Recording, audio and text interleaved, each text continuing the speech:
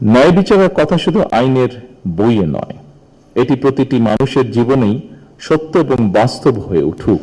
আমরা সবাই মিলে একটি ন্যায়বৃদ্ধি মানবিক রাষ্ট্র গড়ে তুলি, যেখানে ন্যায় বিচারই হবে শেষ কথা আমাদের। ন্যায় বিচার কখনোই কেবল আদালত কেন্দ্রিক নয়, কোনো প্রক্রিয়া নয়, এটি কোনো জীবন্ত মূল্যবোধ। এটি একটি জীবন্ত মূল্যবোধ যা রাষ্ট্রের প্রতিটি নীতি, প্রতিটি সিদ্ধান্ত এবং প্রতিটি প্রতিষ্ঠানের কার্যক্রমে অবশ্যই প্রতিফলিত হওয়া প্রয়োজন। ন্যায়প্রণতা তখনই অর্থবহ হয়ে ওঠে যখন আইন মানুষের উপর প্রয়োগের একটি যান্ত্রিক উপায় না হয়ে বরং তাদের মর্যাদা সংরক্ষণ এবং প্রাপ্ত অধিকার নিশ্চিত করার একটি গভীর নৈতিক অঙ্গীকারের রূপ নেয়। বাংলাদেশের রাষ্ট্র গঠনের ইতিহাসেও এই ন্যায়বোধ একটি শক্তিশালী প্রেরণা হিসেবে কাজ করেছে। যেহেতু ন্যায় বিচার প্রাপ্তি প্রতিটি মানুষের সাংবিধানিক অধিকার, যেহেতু সেই অধিকার যাতে প্রত্যেকটি মানুষ চর্চা করতে পারে, তাদেরকে সরকার যথাসাধ্য লিগ্যাল এইড দিবে। এই লক্ষ্যে ইতিমধ্যে সরকার সংশ্লিষ্ট বিধিবিধানের প্রয়োজনীয় সংশোধন এনেছে। সম্মানিত সকল উপস্থিতিবৃন্দ, সারা বিশ্বে একটি কথা বিশেষভাবে প্রচলিত, সেটি হচ্ছে justice delayed is justice denied, অর্থাৎ বিচার বিলম্ব মানেই বিচার অস্বীকার। এই বাস্তবতা মাথায় রেখে লিগ্যাল এইডের মাধ্যমে মামলার আগেই মধ্যস্থতার মাধ্যমে বিরোধ নিষ্পত্তির উদ্যোগ নেওয়া হয়েছে, যার একটি ঘটনা আমরা আজকে এখানে শুনেছি।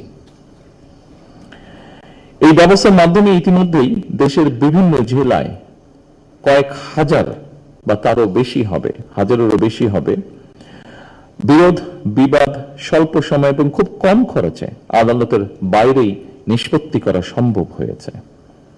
অনেক ক্ষেত্রে কয়েক মাস বা বছরের পরিবর্তে বরং কয়েকটি বৈঠকের মাধ্যমেই সমস্যার সমাধানগুলো করা সম্ভব হয়েছে। এতে আদালতের উপর চাপ কমেছে, সরকারের খরচও হ্রাস পেয়েছে। অনেক সময় মানুষ সমস্যায় পড়লে প্রাথমিকভাবে সঠিক পরামর্শ না পাওয়ার কারণে একদিকে সাধারণ বিরোধ বড় হয় এবং পরবর্তীতে তা জটিল রূপ ধারণ করে। ফলে অনেক সময় মানুষ বিচার বিমুখ হয়ে যায় কিংবা ন্যায় বিচার থেকে বঞ্চিত হয়।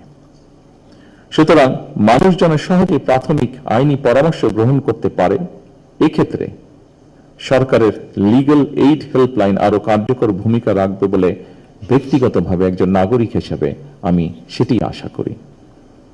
সম্মানিত সকল উপস্থিতিবৃন্দ, প্রতিটি মানুষের মনে এমন বিশ্বাস থাকতে হবে যে জনগণের যে কোনো প্রয়োজনে রাষ্ট্র তাদের পাশে রয়েছে।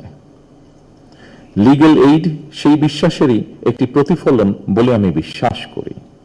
আসুন আমরা সবাই মিলে একটি ন্যায়বৃদ্ধি মানবিক রাষ্ট্র গড়ে তুলি, যেখানে ন্যায় বিচারই হবে শেষ কথা আমাদের।